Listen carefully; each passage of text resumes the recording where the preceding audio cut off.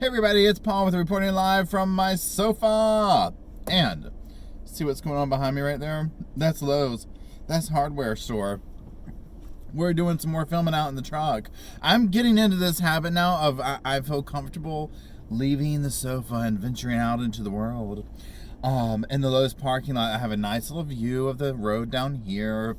No one really bothers me over here, but if you watched my video earlier today, they were, so I had to go elsewhere. Anyways, y'all, the day, you know what this video is about. You saw the title. Day one of the penalty phase of the trial for the penalty phase for Tim Jones Jr.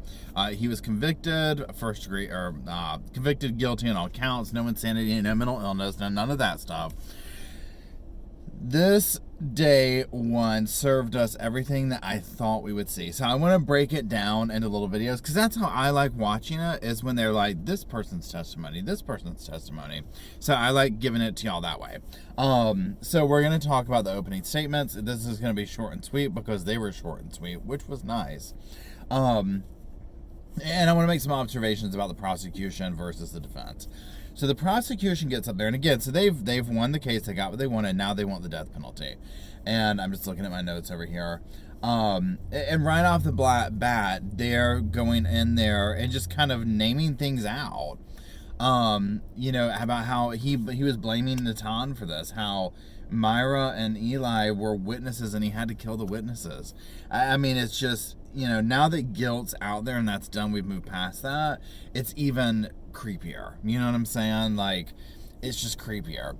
Now, one thing that I like about the defense, the prosecution is, and again, I've said this before, they just seem way more confident, assured. It's almost like they went into this knowing we've got this. I mean, y'all, this is a no-brainer.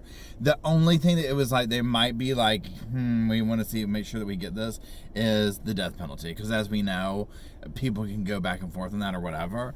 But I mean, they're asking for that death penalty, and at this point, it honestly wouldn't shock me if they get it, because I'm always like, you know what, you just never know with a jury when it comes down to it. And this has prompted discussions on the death penalty on this channel, and it's been very interesting because it's like the whole thing of, sitting here talking about it from my sofa, from the truck, whatever, versus could I be the person to pull that, lever? And so I think that's been a fascinating conversation to have. I've really enjoyed that. And it's makes one thing. So let's talk about the defense for a second. So, y'all, they opened up with, you don't have to kill Tim Jones. I mean, with the first lines, I was like, oh my God, he's getting the chair. I mean, I was like, he's done. We don't kill people who are sick. And I'm like, really? Are you serious? We also don't kill 5 children. You know what I'm saying? And I just, at this point, and he's like, we appreciate your verdict, this and that. Again, the defense just seems a little frumpy, out of his element. You showing up 15 minutes late for work, type situation. Clothes don't really fit that well. Maybe had a little bit of a hangover from the weekend, and I know it sounds like I'm criticizing him, but it's not that. I don't know anything about him. He could be a great guy. But it just seems like it's just out of his element. And also, I mean, look what he's representing. I mean, it's kind of like, a hard climb up a steep hill. I mean, he does not have much to work with, and I'm sure he's aware of that.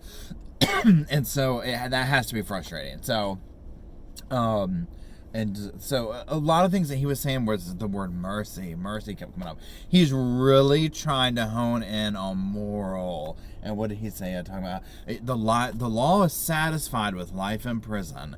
At bare minimum, you have done your job by giving life in prison. I mean, y'all, he's all but falling on his knees and saying, please don't kill him. Please don't kill him. I mean, but what else do you say at this point?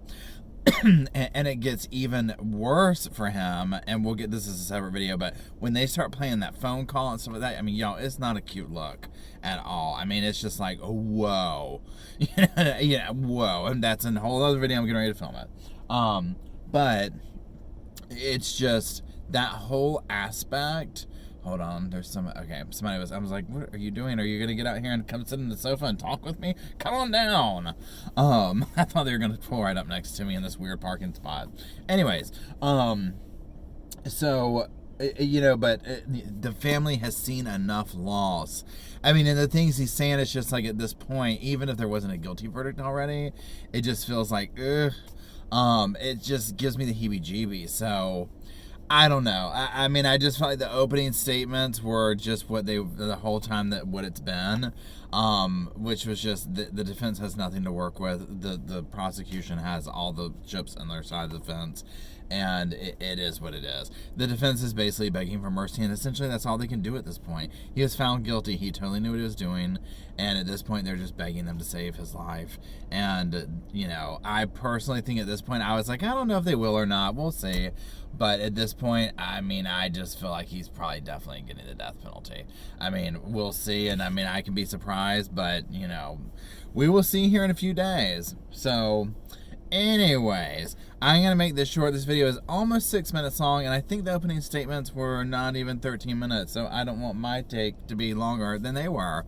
Anyways, I hope you all are doing well, and we will talk to you soon. Bye.